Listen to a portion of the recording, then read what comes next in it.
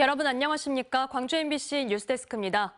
국민의힘이 5.18 광주 민주화운동을 수시로 왜곡하고 폄훼한 도태우 변호사를 대구에 공천해 논란이 뜨겁습니다. 도태우 후보가 사과하기도 했고 한동훈 비대위원장이 공천 재검토에 들어간다고 밝히며 논의가 진행 중이죠. 문제는 이런 모습들이 과거에도 있었고 그때도 반성한다고 했지만 달라지지 않는다는 겁니다. 왜 이런 모습이 사라지지 않는 건지 주현정 기자가 짚어봤습니다. 국민의힘 대구 중남구 선거구에 공천된 도태우 후보가 지난 2019년 유튜브에 올린 영상들입니다. 광주 민주화운동에 대한 금기가 더 이상 있어서는 안 된다며 5.18을 왜곡하고 폄훼하고 있습니다.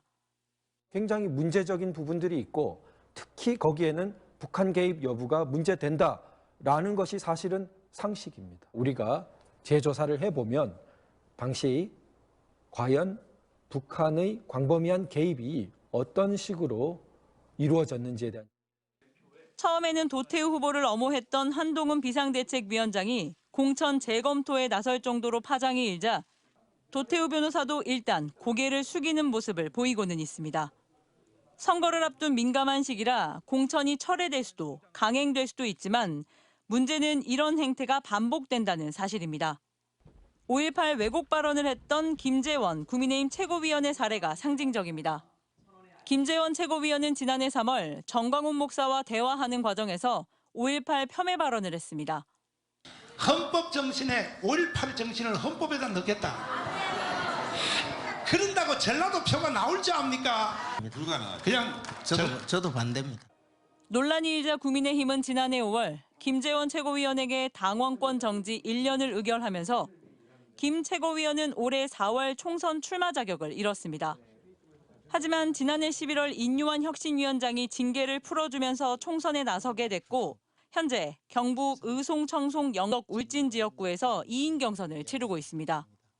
북한군 개입을 주장하는 5.18 국회 공청회를 주도했던 김진태 강원지사의 사례도 마찬가지입니다.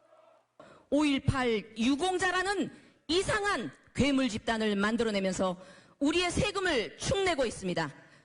지난 2022년 지방선거를 앞두고 2019년에 김 지사가 주최했던 공청회가 뒤늦게 문제가 되자 국민의힘은 김 지사를 강원지사 공천심사에서 탈락시켰다가 당사자가 반성하고 있다는 이유로 사흘 만에 경선에 참여할 수 있는 기회를 줬고 결국 김진태 후보는 강원지사에 당선됐습니다.